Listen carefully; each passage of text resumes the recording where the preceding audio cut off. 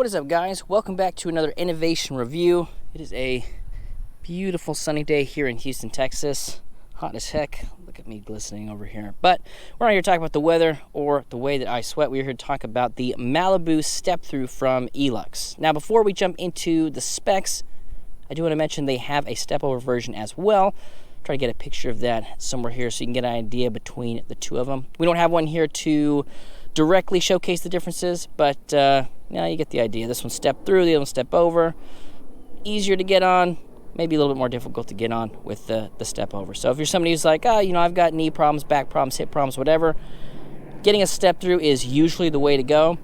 And here we've got a very low step over height. It is about 17.5 inches. I believe it's listed as 18 on the website, but I think 17.5 is fair. I like the fact that they just put it that extra half inch, but like I said, I measured mine at 17.5, so that is that's what I'm getting here in the streets. Now, before we jump into a lot of the specs, I do want to touch on E-LUX as a company. They've been around for a long time. They were the original fat tire beach cruiser electric bike. Now, there's other companies that have versions of it, but they were the first ones to do it, which means they've been around for a while. They've had a lot of chances to have different iterations of their product, upgrade certain components based on customer feedback, and they offer a 5-year warranty, which pretty much covers everything on the bike. If you go on their website, you can check out, the details on that. But 5-year warranty is, I would say the standard, a couple years ago was 1 year. I think a lot of people are moving to a 2-year warranty, but they've always seemed to be above that industry standard. So they've got a 5-year warranty on there. It means it's going to cover your bike for quite a while. If you're going to be spending $19.95, which is the current price of the Malibu Step-Through, it's nice that it's going to be covered for up to 5 years. So lots of good things to say about the company, but now let's talk about the bike and see if the bike is worth that price tag. The first and most important thing to talk about generally in e-bikes is going to be the motor. Here in the rear, we've got a 500-watt DAPU motor. It peaks at 960 watts, although it does feel like it has quite a bit of get up and go. Now, you can change that in the settings up here in the display, and I'll walk you through that when we get up there. But basically, there is 5 levels of pedal assist, which, because it's a cadence bike, it's going to basically just be, what is your top speed in those different levels. But it also has 3 power modes, so it's got eco, normal, and power, and you can adjust how it feels. So I like things to go fast, so obviously I've got it in power mode most of the time. It is going to decrease your range a little bit, but standard range on here is anywhere between 35 to 45 miles plus another 25 to 35% if you're in eco mode. So if you're somebody who's like, I like the option of the power, but maybe I'm not there yet, maybe I don't have the confidence, or maybe my commute or the where I may be riding just doesn't require it, you can adjust that. You can put it in eco mode, get more range out of it, and the bike becomes really a different bike. With all these E-LUX bikes, you have that option, and to me it kind of feels like you've got 3 bikes in one. So 3 bikes in one for $19.95. That's a pretty good deal if it if you think about it that way.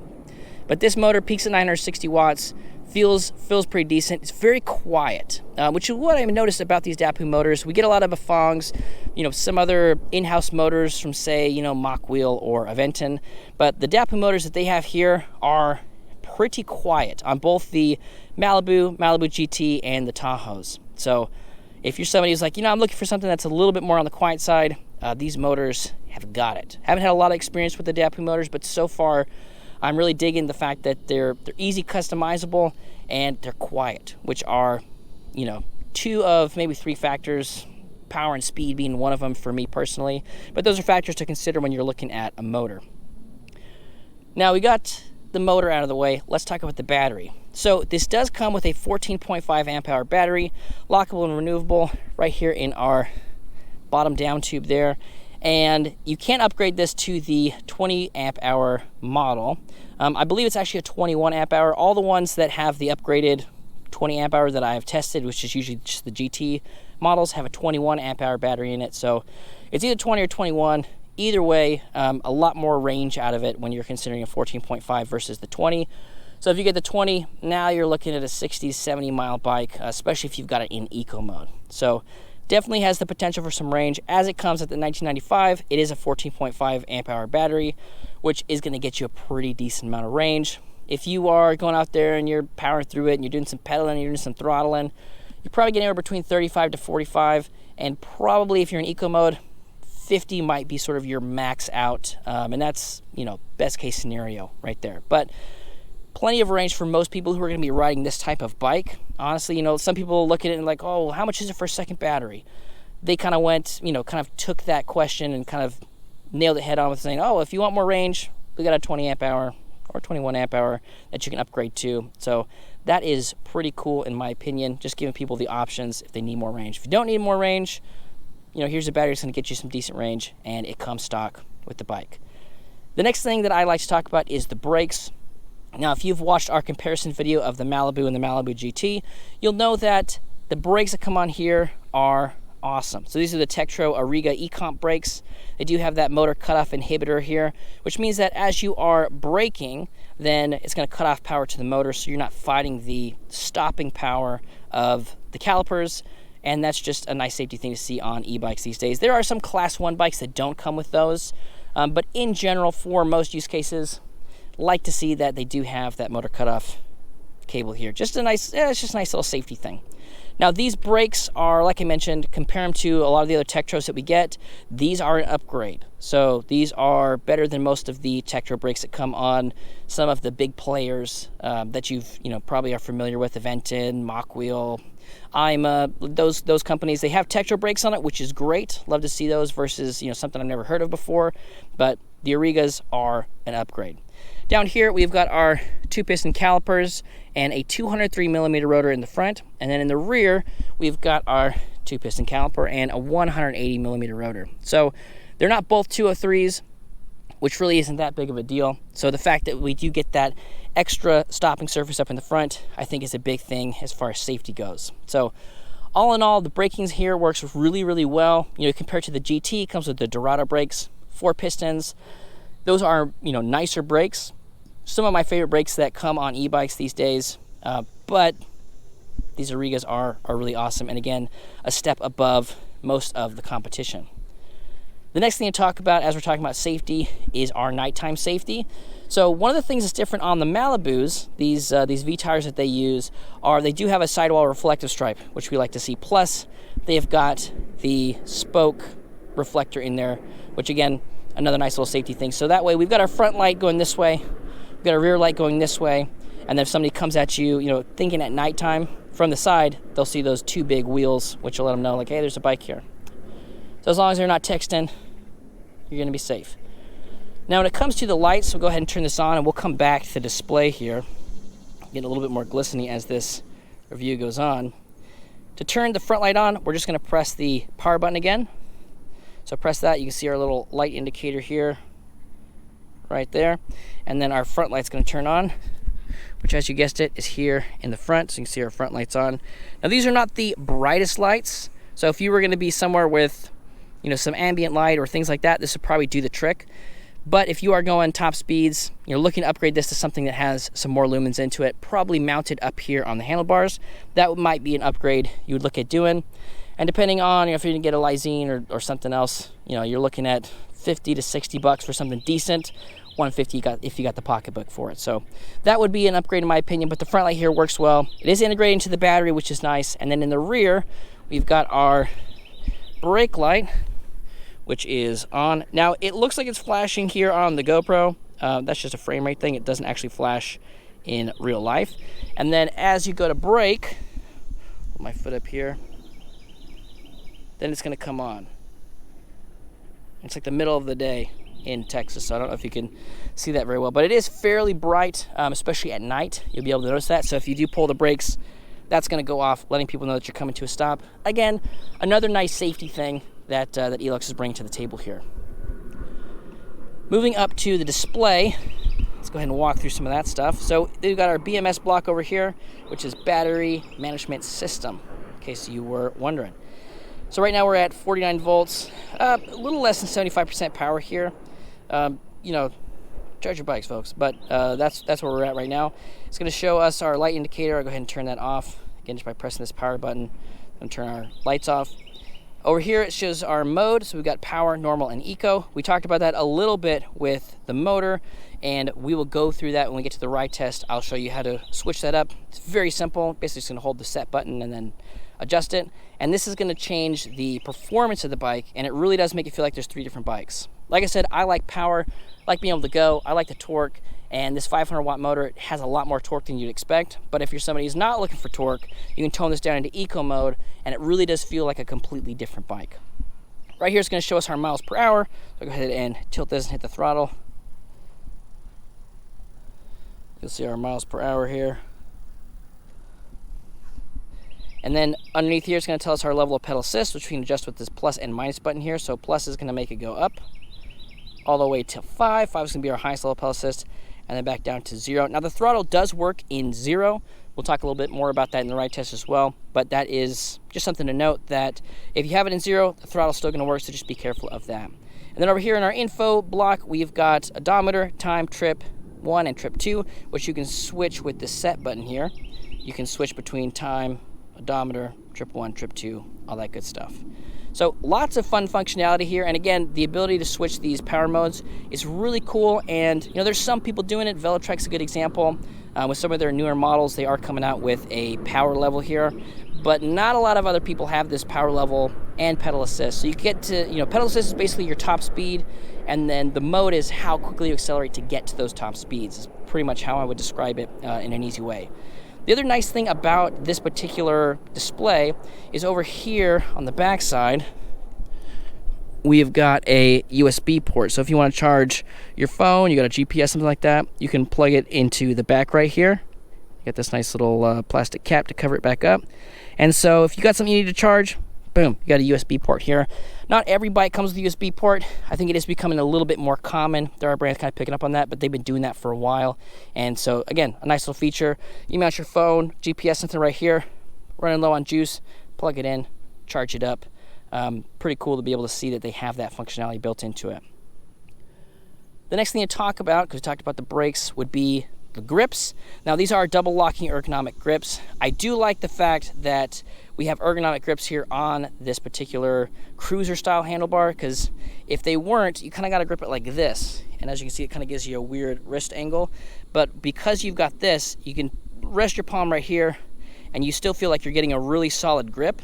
And my wrist is much, much straighter, which, as somebody who's ridden a lot of these cruiser style bikes, if you do, 20-minute ride test and you got to do this with your wrist the whole time, after a while it starts to hurt. So being able to kind of have more of a straighter wrist is nice. And it's something you wouldn't really think about until you, again, rode it for 20 minutes. But riding these for 20 minutes, very nice. It's very ergonomical. And I still have access to my trigger shifters here, which we've got this Sun Runner 9 speeds. We do have 9 speeds here, which is nice. No ghost pedaling at all on this bike, which again is a plus. A lot of manufacturers kind of mess that up when they are doing their final productions. They don't remember that they're actually producing bicycles. So the fact that we got 9 gears, there's no ghost pedaling here. This trigger shifter is easy to use. It's not a Shimano rapid fire, which would be cool to see, but I haven't had any issues with this, and it shifts really well. And we'll do a little bit more demonstration on that in the ride test as well. As I was saying, haven't had any issues with this particular shifter, which, as somebody who reviews a lot of bikes, assembles a lot of bikes, it is nice when I don't have to do stuff like this. And you're wondering, what is the continuity? You were over there in the sun, now you're here in the shade. Well, my GoPro keeps turning off because it is, like I mentioned, it's hot. Look at this. Look how glistening I am. So, drivetrain-wise, very happy with what's going on here. Would it be cool to see a rapid fire shifter on here? Sure, but I don't really have any complaints about the way that it functions. So, in some respects, no complaints there. All right, guys, we are out here for the ride test. We have got our bike turned on. Now, atypical to the way that we've done this before, I'm actually going to put this into eco mode. We're going to start out. So we're going to head and press and hold this set button over here. And that's going to be set 0 here is going to be our normal power eco. We're going to put it in eco. Press and hold that set button again. Boom, here we go. So we're starting out in an eco mode. Now, right now, we are in pedal assist level 0, and we're just pedaling this like a regular bike. Now, because, and we mentioned this a couple times, because of that pedal forward design, it is very comfortable. I am straight up and down, but because that pedal forward is here, my knees aren't coming up as high as they would normally. Now, for me, I'd probably have the seat adjusted up a little bit higher to get a good pedal geometry, but we're doing a review here, so I'm trying to give you the best view we can. So as far as just pedaling like a regular bike, It's pretty easy, pretty nimble. I'm gonna shift through our gears here. I mean, nice, easy shifting through all the gears. Easy peasy. Now what's nice about this, so we don't have pedal assist on, right? But it is gonna show us our speed. So we're going 7.2 miles an hour. If I really give it some juice, there we go, so we're getting above 8 there. But this is an electric bike, so let's go ahead and try doing a little bit of pedaling. And we'll do pedal assist level 1. Nice and easy on the takeoff. Now we are in eco mode. In power mode, you do get a little bit more get up and go. But I think for most people, they'll probably be cruising around, pedaling similar to this. And so this is, yeah, very easy, very simple. Go ahead and pedal assist level 2. And all the top speeds are the same in the pedal assist levels. And then changing the mode is basically just changing the acceleration with how fast they get there. So it's gonna take us to about 12 miles an hour. And then 3 takes us up to about 14, 15 miles an hour.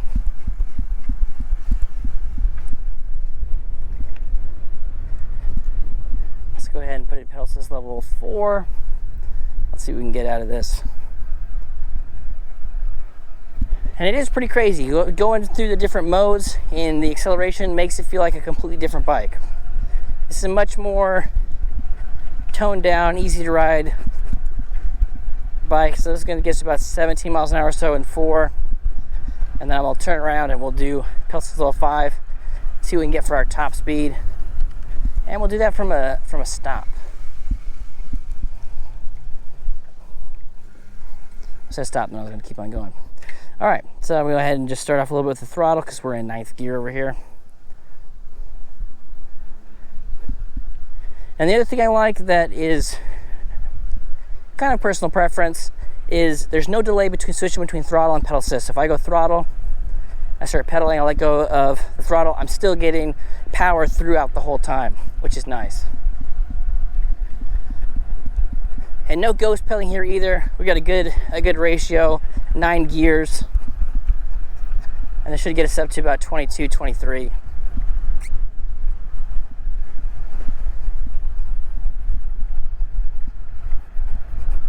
And it's still going. Now when we turn around here, I'm gonna put it in power mode, you're gonna see the difference.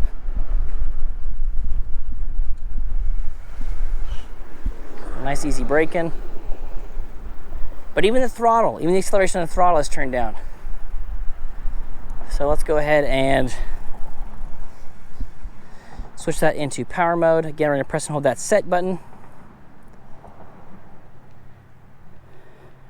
Put it in power, hold set button again. All right, now let's rip it. Much more takeoff. And we're just using the throttle right now.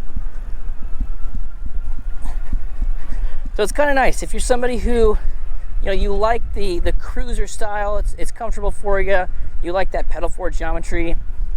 You still have quite a bit of torque. See, we're already up faster than we went when we did this whole thing in eco mode.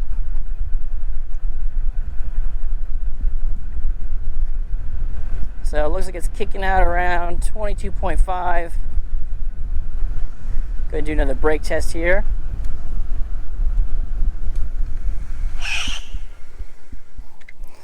You gotta be careful with these Ebike brakes. They are powerful. Cause I was trying not to skid it. Oh yeah, that is nice. So let's go ahead and do some pedaling in power mode. Again, lots of acceleration here. When it starts going, when you're in power mode, it goes. And again, if you're somebody who doesn't really want that, then we still have that eco mode, which turns it into a much different beast. And then normal, which is kind of right in the, it's right in the middle.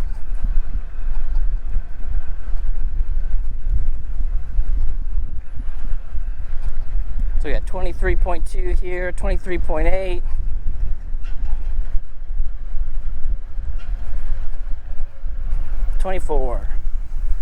Nice.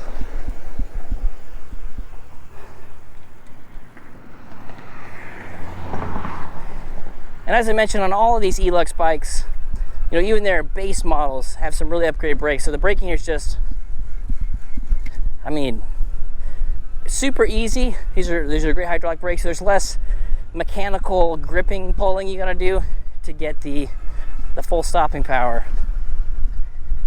And also, the maneuverability here is nice. I mean, I am carving it up. That GoPro is probably making it look a little bit smoother. But yeah, you can carve it up.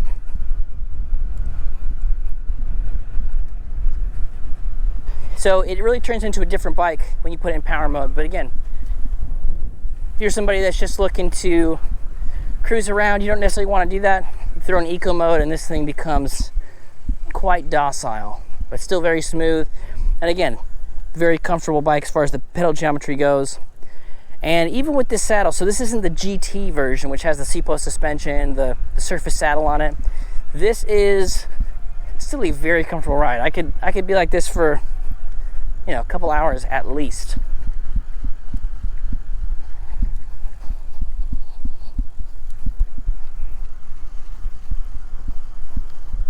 Oh yeah.